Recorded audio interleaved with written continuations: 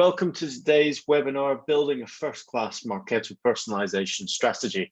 Of course, we're going to be focusing on using Marketo as the core capability of any personalization strategies we discussed today. Again, this is the idea behind this presentation is to give you some context into what are the capabilities of Marketo, some ideas of use cases, but of course, as I say, any questions that you get, feel free to drop them into the chat and we can obviously pick those up at the end. So we're going to cover today why personalization, email and landing page tactics, advanced personalization using velocity scripting, some web personalization tactics as well, and then we'll take some Q&A at the end because I know there's always lots of questions around personalization. I'm James Fletcher. I'm a Marketo Solutions Architect here at JTF Marketing, and I'll be taking you through the presentation today. For those of you new to JTF Marketing, we've been around for around 7 years. We've been working on Marketo as a platform for all of that time, and most of us have a broader experience of Marketo as well. So using it in not only a consultancy context, but of course, a day in, day out campaign execution perspective. Some of the logos you see on the screen, you may be aware of, you may have heard of them before. But ultimately, this is to demonstrate that we work across a number of different industries. Marketo can apply to most industries, B2B and B2C as well. We work across those different use cases, so from technical implementation of the Marketo platform, from the troubleshooting and ongoing help and support, as well as the day-to-day marketing operations and campaign execution. So any questions or any challenges that you've got that someone's maybe told you that they couldn't fix, please let us know. We like a challenge and we like ticking off those. This is impossible and making it possible. So feel free to drop me a line later on with any challenges that you've got. So let's get stuck in. Personalization, when we think about personalization, we often forget about the benefits of personalizing any experience for a customer. And this Social Media Today guide of 50+ email marketing stats for your 2019 strategy, this was. I'm sure there's probably some newer stats out there in the world, but ultimately we can start to see increases in sales. Again, when we're looking at personalizing web experiences, most of you may have never used Marketo to do this. Within the same study, we see 77% of email return on investment comes from segmented, targeted, and trigger-based campaigns. So for those of you who are using batch and blast, fantastic. For those of you who are using trigger campaigns based on engagement, again, there's a reason to spend some time looking at it. So 77% of email ROI coming from segmented, targeted, and trigger campaigns. 72% of consumers delete the emails that's not relevant to them. How many times are you surfing through your inbox just going delete, delete, delete, never seen that name before, don't know that brand. Again, think about it in your own context. If you don't build up a relationship with that individual or send them a message that's relevant to them, they're not going to engage with your communication. So do be very careful when sending out to especially new people, right? We've got to warm them up. We've got to start engaging them over time rather than just go in for the kill. However, sometimes going in for the kill works, right? Because we can get the message across quicker with something that's a bit more direct and not so fluffy. So keep it relevant to the consumers or customers that you're engaging with and make sure that it's targeted. And of course, we'll leave GDPR to one side for a second. But again, making sure that we've got opt-ins as well. And when we start thinking about transactions, whatever a transaction might be for you, it might be a form fill, it might be a webinar registration, it might be training, whatever it might be. Again, you can see 6 times higher transaction rates when using personalized content. And again, personalized doesn't just mean, hi, James. It means getting into my needs or my requirements a little bit deeper using some of the tactics that we're going to start looking at in a second. So the foundation of personalization in Marketo, and this is probably what most of you are starting to use or are already using, which is tokens. Tokens, of course, are multi-level within Marketo. So we've got the local tokens, the my dot tokens that you see here on the screen. You've, of course, got program tokens as well. So relevant to the program itself. You've also got folder level tokens, system level tokens, CRM based tokens. Again, there's quite an extensive list of how we can use those to personalize. So when we talk about the foundation of personalization within Marketo, we're always looking at tokens as that first step. Now, you can use them in many ways. Of course, you can help personalize the content of an email by using, "Hi, James, we noticed that JTF Marketing were using X, therefore do this." We can also use them within our program build so that we're streamlining the process or filling in some of the gaps so that the end customer doesn't have to. So again, we can use it for pre-filling forms, for example. We can use it on landing pages. We can also use it for tokenized lead scoring models. So again, if you're starting to look at tokens and how to apply tokens, then definitely reach out to us. There's some great training material that we can share with you on how to maximize those across the instance. And importantly, they will help you also scale what you're doing within Marketo. The next level of personalization is dynamic content. So within Marketo, again, some of you have already been using this, but ultimately taking modules of your email template and starting to personalize. Now, you can use dynamic content, which relies on dynamic segmentations across almost every single module in an email or a landing page template. And the one that comes up time and time again is forms. If it's on a landing page, of course, we can dynamically change that form based on language, for example, or region or different criteria. Now, when we're talking about dynamic content, we're talking about changing the experience of the same email for different audiences. So let's take the example of different products or services. You may differ the product based on the engagement you've already had with products or services in your database. So again, you're going to need a data point that drives the segmentation of that data. You may have, this person's looked at one product, this person's looked at 15 different products. How do we then map those? We then have to decide what pots they're going to be in. One thing we see quite often and works really well from a conversion perspective or an email engagement perspective is aligning the sender name and email to the seniority of the prospect. So if you're targeting your prospects and you're targeting director, maybe you're going on an ABM model, try and make sure that those levels are the same, because actually we see higher results when it comes to open and response rates. Again, you might also choose to swap up the imagery, swap up the colors depending on sex, or maybe you're working on emails being non-binary. Again, you can start to take away any of those elements if you have that information in your database. You can also change the call to action based on maybe something like lead score. Where are they in the buying cycle? Do we take them down the route of a PDF download, or do we take them down the path of a sales call? That may differ depending on where that person is within the pipeline. And of course, you may choose to use dynamic content to personalize the content in the first place. So this email comes from a salesperson because they're already engaged with the salesperson versus a lead that's unassigned that might come from marketing. One of the gotchas of using dynamic content in Marketo, of course, is that you can only apply dynamic content to one module at a time. So you can apply one segment to one module. That can be quite limiting.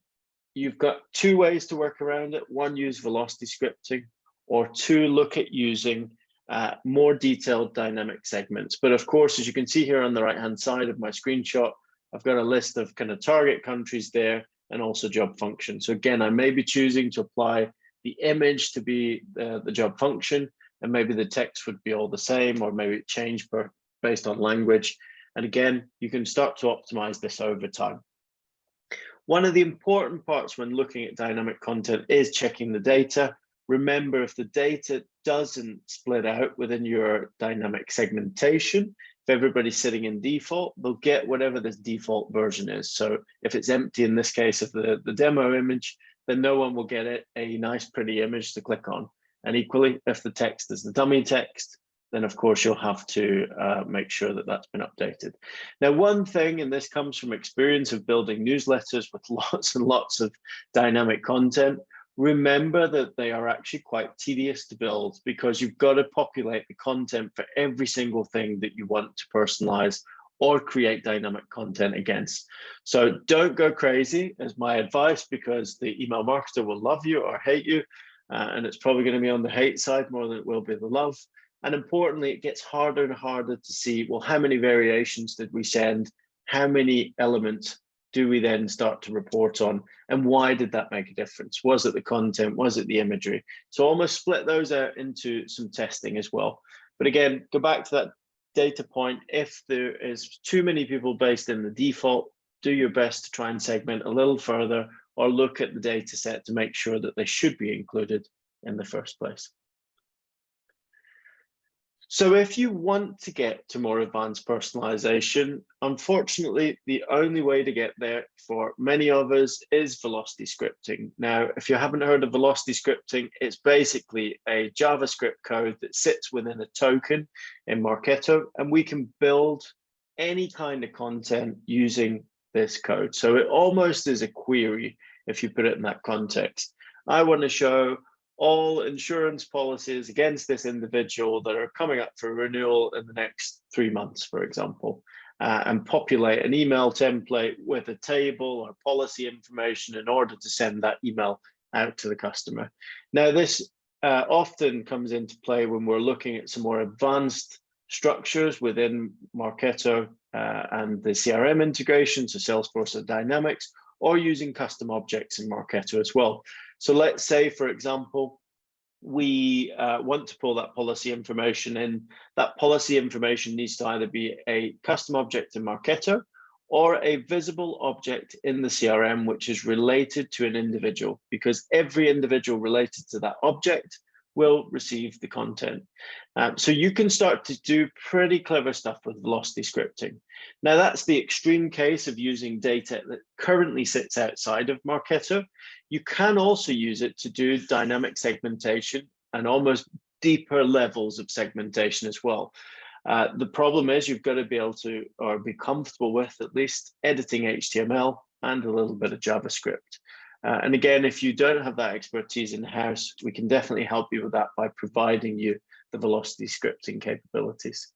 Now, some examples here that often come up and can be used time and time again are things like salutation. So making sure that salutation from the CRM is translated or is relevant, again, based on maybe multiple pieces of information you've got. So let's say, you want to target a female based in Germany, and the salutation has to be Frau, and it might depend on a profession as well. If any of you have targeted Germany once upon a time, you'll know that this is quite complicated. As we tie those strings together, we can't do it in default Marketo unless we go and change the structure within our CRM. So in some cases, we might be capturing in 2 separate fields. We want to build a salutation. If the the sex is female and the profession is doctor, then actually add those together and create the salutation itself. Now, there's many ways in which you can use this. We've also used it for summary emails as well. So taking a bunch of information, summarizing it, let's call it almost a system notification email, and sending that out to our users. We've also done activities around progress reports. If someone's going through a certain progress or step, because we might be tracking it as a separate object. Again, we can tie all of that information together. Now, there is, of course, a bit of a knowledge gap here for most of us, because most of us will be comfortable hacking away at some HTML. So once you have the structure, most of the time it's rinse and repeat. So what I would say is copying these and cloning them, if you find them online, could be easy. It might work depending on the use case, but there's a few nuances to how it works. So definitely get some advice if you're finding you have any of those specific use cases. Now, when it comes to testing and reporting on personalization within Marketo, and I'm talking about email and landing page here primarily, we'll get to the web stuff in a second. There is a couple of ways in which you can do it. Previewing is a pain in the backside. So we've always got to go into the email or landing page preview and use this view by option here at the top. And we'll get a few different options. You'll see here I've got on the screen a view by segmentation. My segmentation's country, and therefore I have my list. Now, you can actually jump into individuals here, of course, and start to look at how it's personalized.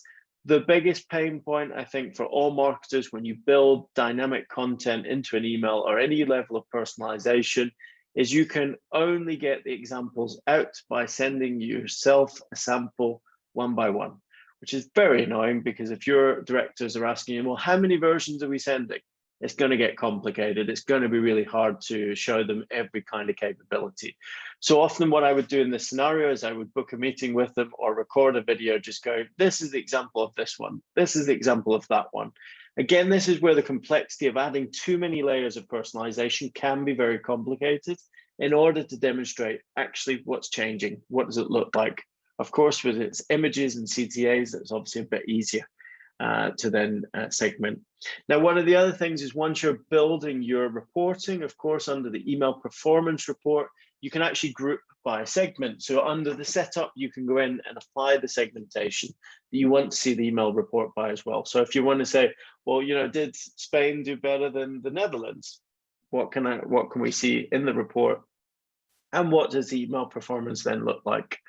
Now, one other thing that's worth considering, and I know we never get any time for this as marketers, but A/B testing of personalization is really important as well. So starting to A/B test the different levels of personalization. So maybe you'd run 3 tests. One is just changing the images. One is changing the images and CTAs. One is changing the images, CTAs, and content. What's the difference? What does it give us? Can it get us better results? Now, my big kind of piece of advice here is don't go crazy with personalization as much as it's very tempting. And let's say it's a buzzword that we all like to talk about of personalization. It can be really complex within Marketo because of these limitations. And importantly, it can make your life as a marketer very difficult. I only recommend constant optimization of the personalized elements when it is an always on email. If you're doing a batch and blast, do an A/B test. If you really want to get better personalization on an onboarding journey, of course, do your testing, optimize, make sure you've got your volumes, test and learn as you go. Now, when we start talking about web personalization, of course, we're in a completely different world because most of us don't have control of our websites directly, or we rely on other teams. So on the screen here, you've got an example of Hortonworks, who are a Marketo customer, who've deployed real-time personalization through Marketo in order to personalize based on the industry. So you'll see here underneath the orange box on the right-hand side, you'll see we've got a government homepage, we've got a healthcare homepage, and a finance homepage. Now, there's many use cases for web personalization, but most of the time it's about focusing the mind on driving a conversion. So I've got an event coming up, or there's a notification, something I want to put in front of a customer. Now, there is only a few different options available from Marketo, which are pop-ups. So middle of the screen pop-ups, or to the side, or to the left, to the right, however you want to do it. You've got inline content. So if we were changing, let's say the title here, James Hortonworks Communities Waiting for You, we can do that, of course. We can change this image as well behind the scenes in order to dynamically change based on the use case. In most scenarios, these simple and subtle changes can actually drive better conversion rates. Of course, it really depends on what your use case is. When using RTP, real-time personalization in Marketo, do go, again, very carefully because there's a lot of stuff that can break. I find that the inline text editing or image changing is the easiest. If you want to do some of the pop-ups, you will need, again, some HTML skills in order to get it styling and looking nice and in line with the website, because it does use a separate tag. The strategy piece around this, there's lots of different opportunities. So again, from website engagement through to event registrations, or maybe again, you're just trying to personalize a web page a little bit further. Maybe it's a contact page. So previously for a car leasing company, we've changed the contact page to not be the generic phone number, but actually the phone number of the account manager, so that they pick up the phone directly to the account manager and say, can we go ahead and place that order, for example. Now, it's very interesting when we talk about web personalization, because I always recommend working backwards. So always start with, what am I expecting to happen? What is the result that I want from the personalization? Because again, this is a kind of bit of a buzzword. If we want to personalize the web experience, great. Well, what are you trying to get to? Are you trying to drive more conversions? Are you trying to make something better in terms of a web experience, because you're testing to learn, to find out, if we give someone a button to sign up for the sandbox directly versus, go through a sales process, does it delay it? Again, it depends on where you are in your maturity of your marketing as well. The important thing here is this tag that we use for real-time personalization is different to the Munchkin code, so it does require a bit of technical implementation. The measurement, the A/B testing is actually very easy once you get into Marketo and into the platform. So definitely have a play around with it. If you've got some use cases you'd like to discuss, then let us know. Happy to walk you through how it might best be deployed within Marketo as well. And I've just seen a question that's come in as I've been talking, which is, does RTP only work on Marketo landing pages? No, you can deploy it to your web pages as well, as per this example. You can use it on landing pages. It might actually benefit you to use it on landing pages as well. So it's definitely worth just thinking about what am I aiming for? How do I deploy it? And what might the best deployment method be? Now, there are a number of quick wins, as we've been discussing today, on personalization in Marketo. So we've got our tokens, we've got dynamic content, we've got velocity scripting. We didn't talk too much about revenue models. I think my team are trying to stop me from talking about them all the time, but really, really important that you line them up to the revenue model stages, because actually one of the things we can start to do is personalize the content that someone receives based on the different stage in that cycle. So let's say from an MQL perspective, I'm going to target you on the ad networks in a very generic manner. Maybe when I get down to the SAL or SQL stage, or I've got an opportunity open, we might then start serving case studies that are relevant to my industry or my use case. Again, starting to bring that multi-channel engagement back into the model as well. Or again, you might choose to exclude me completely from those kind of conversations, because it is actually very important to have a look at that. One of the biggest things that stops any personalization being successful is data quality. So I know it's something, again, if you've been on one of my webinars before, you'll have heard me rattle on about a million times, but if you've got gaps in the data, you're not going to be able to segment. So do make sure that you're building exception reports, you're looking at what's possible, you're checking if the volume is sufficient enough to warrant basically creating a personalized campaign. And of course, A/B testing it before we deploy in full to see whether the results are actually any different. Of course, there's many gotchas to A/B testing as well, but it's one of the easiest ways to try out new methods, especially for campaigns that are always on. Now, if you are thinking about, oh, I wonder whether we're ready to do some of that stuff, do have a look at our free Marketo audit. And again, we'll send the link round after this webinar, but ultimately we can start to have a look at your instance, see where your opportunities are in order to improve your Marketo maturity. And this will be some tips for you to take away, activate in-house, or work with a partner in order to definitely get involved. But again, I think there's a couple of things here that tie in quite nicely. Are we in the right place? Are we ready to start personalization on the depth that the business wants to? What do the use cases look like? And importantly, how do we then plan those correctly? I'd like to thank you all for joining us today. And of course, the next webinar, I think, is coming up next week. They seem to come around very fast. And we're going to be looking forward to you joining us on the next one. Again, any topics, any questions that we didn't get to, I will try my best to get back to you, or please feel free to email me, james@jtfmarketing.co, and I can pick it up from there. And have a good day.